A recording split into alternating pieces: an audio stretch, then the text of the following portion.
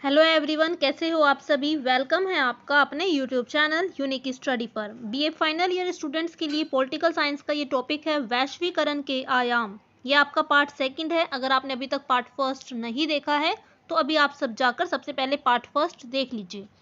Part first में हमने वैश्वीकरण के राजनीतिक आयाम के बारे में पढ़ा है और आज हम इस वीडियो में वैश्वीकरण के आर्थिक और सांस्कृतिक आयाम के बारे में पढ़ेंगे। तो आइए अब हम स्टार्ट करते हैं। सभी बच्चे वीडियो को एंड तक जरूर ध्यान से देखना। वैश्वीकरण के आर्थिक आयाम। फर्स्ट पॉइंट है आपका व्यापारिक प्रतिबंधों की कमी। सेकंड, वीजा नीति। थर्ड, विदेशी निवेश में वृद्धि। फोर्थ, पारस्परिक निर्भरता। फिफ्थ, अर्थव्यवस्था में सुधार। सिक्स्थ, सामाजिक विषमता। तो ये आपके वैश्वीकरण के आर्थिक आयाम के कुछ पॉइंट्स हैं। आइए अब हम इनको डिटेल से पढ़ेंगे। फर्स्ट पॉइंट है आपका व्यापारिक प्रतिबंधों में कमी। वैश्वीकरण के कारण पूरी दुनिया में वस्तुओं के व्यापार में वृद्धि हुई है। वैश्वीकरण की वजह से वस्तुओं के व्यापार में काफ़ी ज़्यादा वृद्धि हुई है।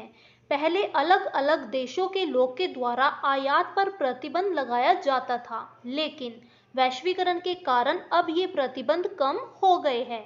तो वैश्वीकरण की वजह से जो पहले आयात पर प्रतिबंध लगाए जाते थे वह सब थोड़े से कम हो गए हैं। अब वैश्वीकरण के कारण कोई भी देश अपनी वस्तुओं का आयात और निर्यात आसानी से कर सकता है। तो वैश्वीकरण की वजह से वस्तुओं के आयात और निर्यात में काफ़ी ज़्यादा तेजी आई है। अब कोई भी देश अपने देश की वस्तुओं का आयात और निर्यात आसानी से कर सकता है। सेकेंड पॉइंट देखिए, वीजा नीति। वैश्वीकरण की वजह से अब प्रतिबंध तो कम हो ही गए थे, इंटरनेट और कंप्यूटर ने भी पूरी दुनिया को एक गांव सा बना दिया। वैश्वीकरण की वजह से अब प्रतिबंध तो कम हो गए थे और इंटरनेट और कंप्यूटर जैसी सेवाओं ने पूरी दुनिया को एक गांव सा बना दिया था। लेकिन जिस तरह वस्तुओं को एक जगह से दूसरी जगह भेजना आसान हो गया, उसी तरह लोगों को एक देश से दूसरे देश में जाने के लिए वीजा की जरूरत पड़ी। कई देशों ने बिना वीजा के किसी भी व्यक्ति को अपने देश में आने की इजाज़त नहीं दी।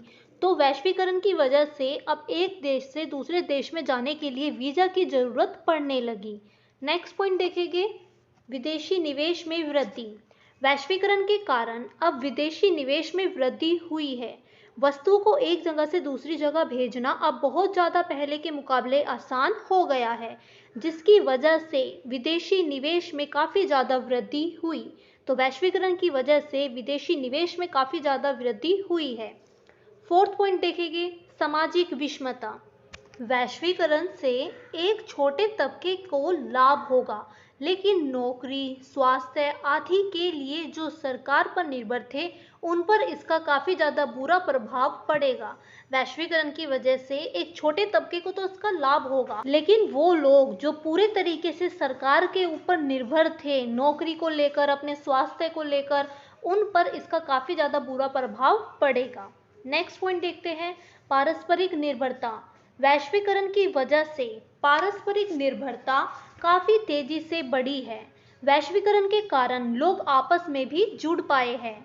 वैश्वीकरण की वजह से वस्तुओं को एक जगह से दूसरी जगह भेजना भी काफ़ी ज़्यादा आसान हो गया। इसलिए वैश्वीकरण के कारण पारस्परिक निर्भरता बढ़ी, लोग आत्मनिर्भर हो गए। वैश्वीकरण की वजह से लोग ज़्यादा से ज़्यादा आत्मनिर्भर बन पाए, क्योंकि वह अब खुद से कोई भी कार्य आसानी से कर सकते थे। तो वैश्वीकरण का यह भी एक महत्वपूर्ण आर्थिक आयाम है। नेक्स्ट पॉइंट देखते हैं, अर्थव्यवस्था में सुधार। वैश्वीकरण की वजह से वस्तुओं के व्यापार में वृद्धि हुई और वस्तुओं के आयात पर लगे प्रतिबंध भी कम हुए, जिसकी वजह से अर्थव्यवस्था में काफ़ी ज़्यादा सुधार हुआ। सभी देशों की अर्थव्यवस्था का विकास अब तेजी से होने लगा। तो वैश्वीकरण की वजह से अर्थव्यवस्था में काफ़ी ज़्यादा विकास हुआ और सुधार किया गया। तो ये सभी वैश्वीकरण के महत्वपूर्ण आर्थिक आयाम थे। वैश्वीकरण के कारण आर्थिक प्रवाह तेज हो गया। वैश्वीकरण का आर्थिक क्षेत्र के साथ साथ सांस्कृतिक क्षेत्र पर भी काफ़ी ज़्यादा महत्वपूर्ण प्रभाव पड़ा है। तो आइए अब हम देखते हैं कि वैश्वीकरण का सांस्कृतिक क्षेत्र पर क्या प्रभाव पड़ा। फर्स्ट पॉइंट है, वैश्वीकरण का प्रभाव सांस्कृतिक क्षेत्र पर भी पड़ा। इसके कुछ सकारात्मक और कुछ नकारात्मक प्रभाव पड़े। आज के समय में लोग क्या खाते हैं, क्या पहनते हैं, इन सभी पर वैश्वीकरण का काफ़ी ज़्यादा प्रभाव पड़ता है।